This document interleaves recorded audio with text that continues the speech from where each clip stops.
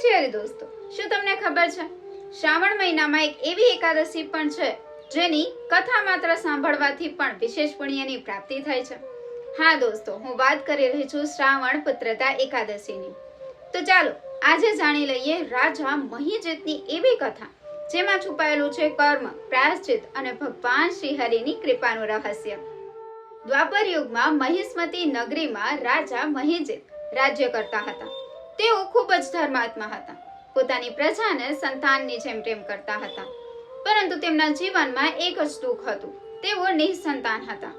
સંતાન પ્રાપ્તિ માટે રાજાએ અનેક ઉપાયો કર્યા, યજ્ઞ, દાન, ધર્મ, સેવા, છતાં કોઈ માર્ગ ન મળ્યો। એક દિવસ રાજાની પ્રજા અને મંત્રી પહોંચ્યા જંગલમાં લોમસ મુનિના આશ્રમમાં। ત્યાં જઈને તેમણે લોમસ મુનિને તેમના રાજાનું દુઃખનું કારણ પૂછ્યું। લોમસ મુનિએ ધ્યાન કરીને રાજાના પૂર્વજન્મનું રહસ્ય જણાવ્યું। પૂર્વજન્મમાં રાજા એક વૈશ્ય હતા। એક દિવસ તેઓ ખૂબ જ તરસ્યા હતા, એટલે તેઓ તળાવમાં પાણી પીવા ગયા, પરંતુ ત્યાં તળાવમાં એક તરસી ગાય પણ પાણી પી રહી હતી। તેને હટાવીને રાજા પાણી પીવા લાગ્યા।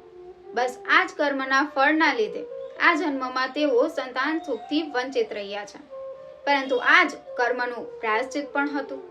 અને પૂર્વજન્મમાં રાજા એક વૈશ્ય હતા, એટલે તેમને 11ના દિવસે કંઈ ખાવા પીવા મળ્યું ન હતું, તેથી તે વ્રતના પ્રભાવથી તે આ જન્મમાં રાજા પણ બન્યા છે। આ પણ એક કર્મનું ફળ છે।